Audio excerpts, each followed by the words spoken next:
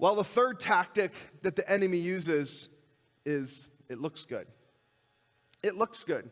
Genesis chapter 3, verse 6, continuing in our story, says, when the woman saw that the fruit of the tree was good for food and pleasing to the eye, and also desirable for gaining wisdom.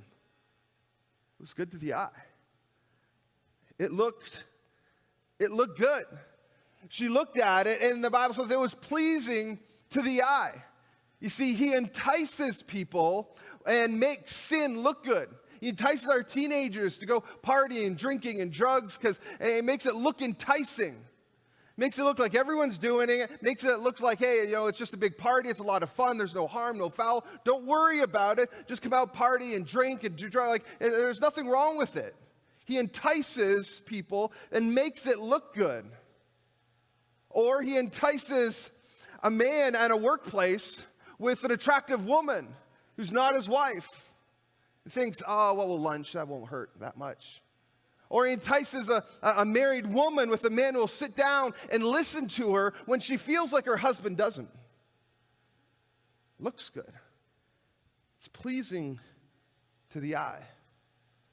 It says also that it was pleasing to the eye, but it was also good for gaining knowledge.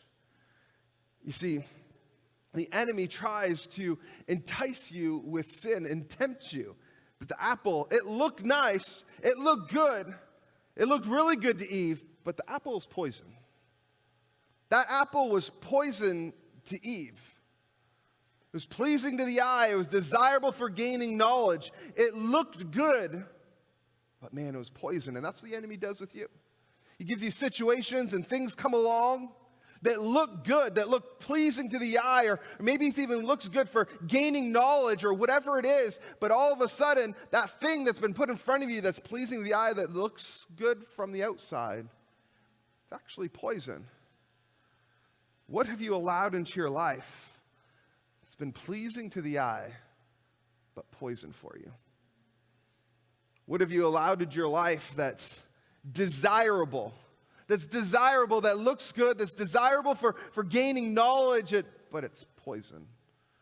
It's eating away at you from the inside out. Because too often, we let our guard down.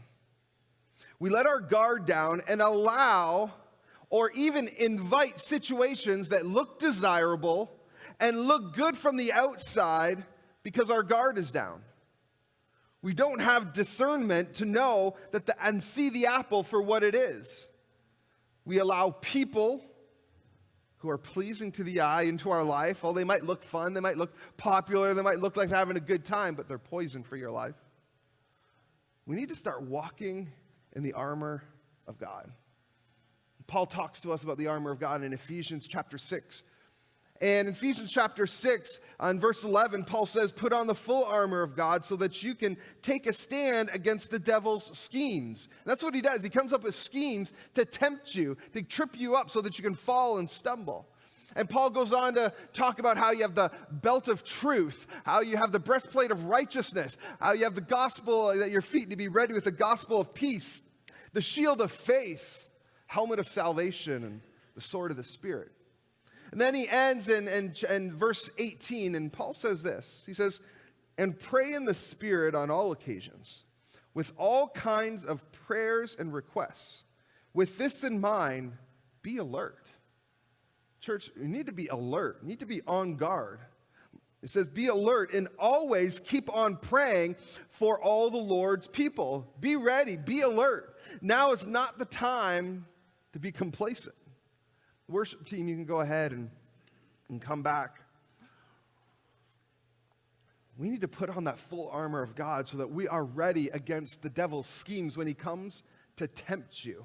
Because, man, he is going to tempt you with things that are pleasing to the eye, that look good from afar, but are actually poison.